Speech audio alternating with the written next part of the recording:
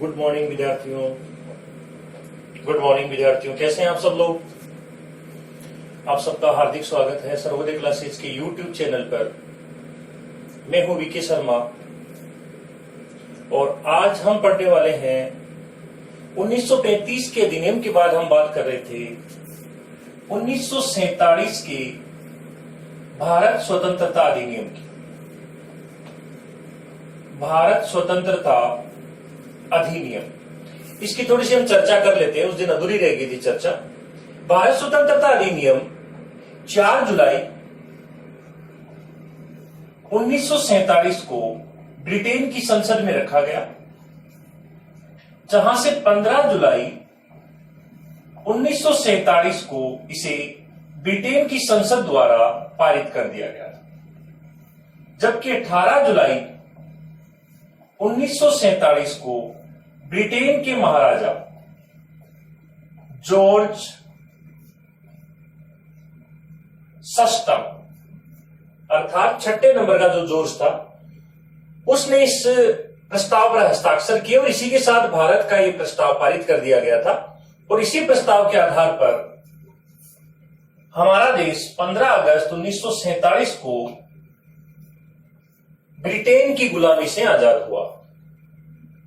क्या आप लोगों ने कभी सोचा है कि 15 अगस्त 1947 की तारीख ही क्यों चूज की गई थी? देश की आजादी में 15 अगस्त की तारीख ही चूज करने का क्या कारण रहा? अगर 18 जुलाई को पारित हुआ तो ये कोई भी तारीख हो सकती थी। इसके पीछे का रीजन मैं थोड़ा सा बताना चाहूंगा आपको। जब सेकेंड वर्ल्ड वॉर चल रहा था, तो सेकेंड वर्ल्ड वॉर में दुनिया दो भागों में डिवाइड हो रखी थी, मित्र राष्ट्र और धुरी राष्ट्र।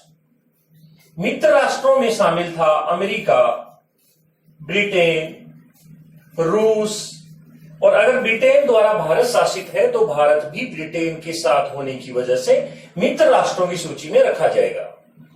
धुरी राष्ट्रों में मुख्य रूप से शामिल थे जापान, जर्मनी, इटली। इसलिए आप सबको पता होना चाहिए कि 6 अगस्त और 9 अगस्त 1945 को हिरोशिमा नागासाकी पर अमेरिका के द्वारा परमाणु बम गिराया गया। 9 अगस्त 1945 को जब जापान के ऊपर परमाणु बम गिरा तो जापान इस युद्ध से बाहर हो गया। उसने अपनी पराजय को स्वीकार कर लिया था और इसी के साथ ये वर्ल्ड वॉर धीरे धीरे समाप्त हो जाता है। 9 अगस्त के कुछ ही दिनों बाद 15 अगस्त 1945 को ब्रिटेन और उसके सभी मित्र राष्ट्रों के समक्ष जापान द्वारा आत्मसमर्पण किया जाता है। और ये जो तारीख थी 15 अगस्त वाली, ये ब्रिटेन के लिए काफी महत्वपूर्ण थी, क्योंकि 6 साल तक चले वर्ल्ड वॉर के बाद आखिर में मित्र राष्ट्रों की विजय हुई और इसी की वजह से भारत की आजादी की तारीख भी उन्होंने 15 अगस्त ही रखी थी। तो हम इस तरह से कह सकते हैं कि 15 अगस्त की तारीख वो थी जब जापान ने ब्रिटेन या मित्र राष्ट्रों के समक्ष समर्पण किया, और इसी तारीख को याद रखने के लिए उन्होंने भारत की आजादी की तारीख को 15 अगस्त रखा था। 15 अगस्त 1947 को देश आजाद होता है और 1947 के इस अधिनियम की जो मुख्य बातें हैं वो कौन कौन सी है, इस अधिनियम की मुख्य बातों की हम बात करना चाहेंगे।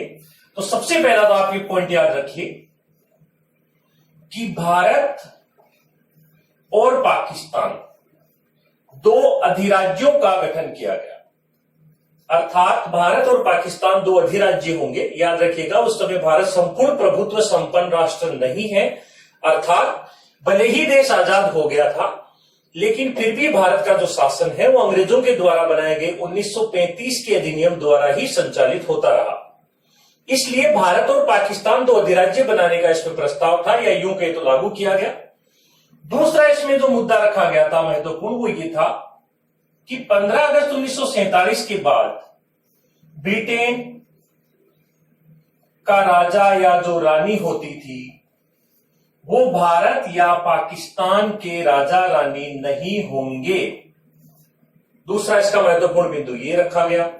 तीसरा महत्वपूर्ण बिंदु इसमें रखा गया था कि जो देशी रियासतें हैं उन देशी रियासतों को 3 विकल्प दिए गए। उनके पास 3 विकल्प थे और ये 3 विकल्प थे। पहला, वो चाहें तो भारत के साथ आए, वो चाहें तो पाकिस्तान के साथ जाए, और अगर वो चाहें तो स्वतंत्र अस्तित्व रखे।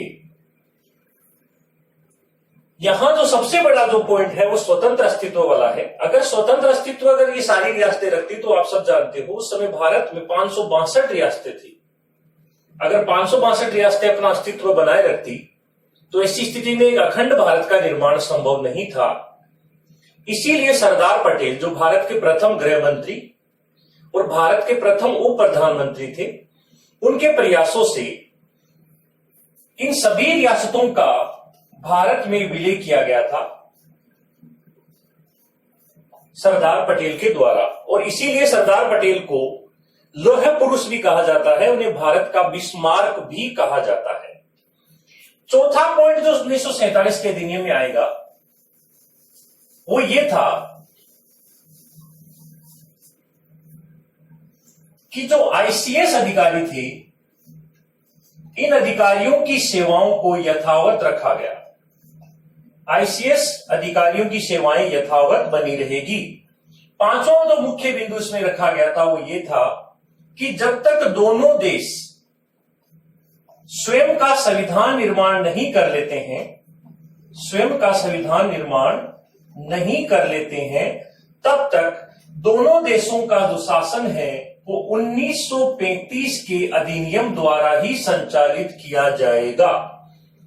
इसके बाद आता है इसका जो 6वां पॉइंट है वो ये कि राष्ट्रमंडल, जिन्हें कॉमनवेल्थ कहा गया, राष्ट्रमंडल में रहना या ना रहना दोनों देशों के लिए ऐच्छिक होगा। और ध्यान दीजिएगा, भारत राष्ट्रमंडल की सदस्यता को त्याग नहीं करता है। भारत आज भी राष्ट्रमंडल का सदस्य है, लेकिन केवल राष्ट्रमंडल का सदस्य होने की वजह से हम उसे ब्रिटिश का गुलाम या ब्रिटिश अधीनता को स्वीकार करने वाला देश नहीं कह सकते, क्योंकि भारत के लिए यह ऐच्छिक था और भारत अपनी मर्जी से राष्ट्रमंडल में शामिल रहा। इस अधिनियम का जो 7वां महत्वपूर्ण बिंदु था वो ये था कि दोनों देशों की सीमाओं का निर्धारण, दोनों देशों की सीमाओं का निर्धारण एक आयोग के द्वारा किया जाएगा और इस आयोग का नाम था sir Cyril Radcliffe. Sir Cyril Radcliffe. इस आयोग ने भारत और पाकिस्तान की सीमा का निर्धारण किया था और यही कारण है कि भारत और पाकिस्तान के बीच की सीमा को हम रेडक्लिफ रेखा के नाम से जानते हैं। रेडक्लिफ रेखा वर्तमान में भारत के 4 राज्यों से गुजरती है और राजस्थान के भी 4 जिलों से टच करती है, जैसा आप सब लोग जानते होंगे। तो इस तरह से ये मुख्य अधिनियम जो थे 1947 में, इसके बाद में हम बात करने वाले हैं भारतीय संविधान की निर्माण प्रक्रिया की चर्चा करना चाहते हैं। भारतीय संविधान की निर्माण प्रक्रिया।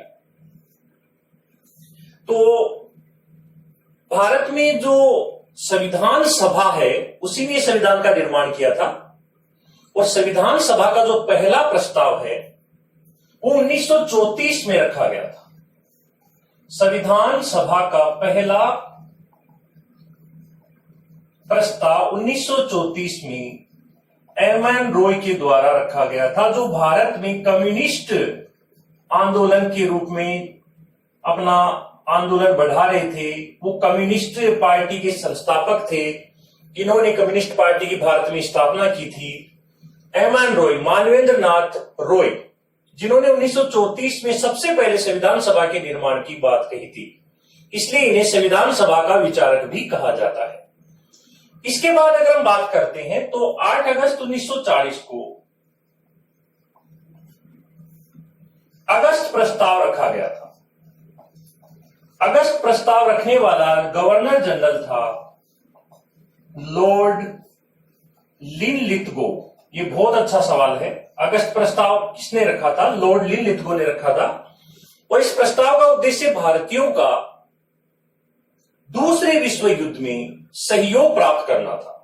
और सहयोग प्राप्त करने के उद्देश्य से उन्होंने जब ये रखा, तो इसमें उन्होंने भारतीयों को लालच देने के लिए कहा कि युद्ध की समाप्ति के बाद हम आप लोगों के लिए एक संविधान का निर्माण करेंगे और संविधान का निर्माण भारतीय ही करेंगे। लेकिन इसने किसी संविधान सभा की बात को स्वीकार नहीं किया था। संविधान सभा के प्रस्ताव को इसने पूर्ण रूप से स्वीकार नहीं किया था। इसीलिए अगस्त प्रस्ताव को भी कांग्रेस ने स्वीकार नहीं किया और पंडित जवाहरलाल नेहरू ने अगस्त प्रस्ताव को एक संज्ञा दी। जवाहरलाल नेहरू ने अगस्त प्रस्ताव को एक संज्ञा दी थी, दरवाजे में जड़ी जंग लगी कील। दरवाजे में जड़ी जंग लगी कील किसे कहा गया? अगस्त प्रस्ताव को। और किसने कहा? जवाहरलाल नेहरू ने कहा। इसके बाद जो अगली घटना है, जो महत्वपूर्ण बात है, वो है 1942 का क्रिप्स मिशन। क्रिप्स मिशन 23 मार्च 1942 को भारत आता है और भारतीयों का सहयोग प्राप्त करने के उद्देश्य से ही वो भारत आया था, क्योंकि उस समय भी सेकेंड वर्ल्ड वॉर चल रहा था और भारतीय लोग तन मन से इस युद्ध के पक्ष में नहीं थे। जैसा कि वो प्रथम विश्व युद्ध में थे, आप सबको पता होना चाहिए। प्रथम विश्व युद्ध में गांधी जी ने भी बहुत सहयोग दिया था अंग्रेजों का। जब वो 1915 में भारत आए तब वर्ल्ड वॉर चल रहा था। उन्होंने एक लंबे प्रयास के द्वारा सेना में भर्ती करवाए थे बच्चों को, भारत के युवाओं को। इसीलिए उन्हें फिर अंग्रेज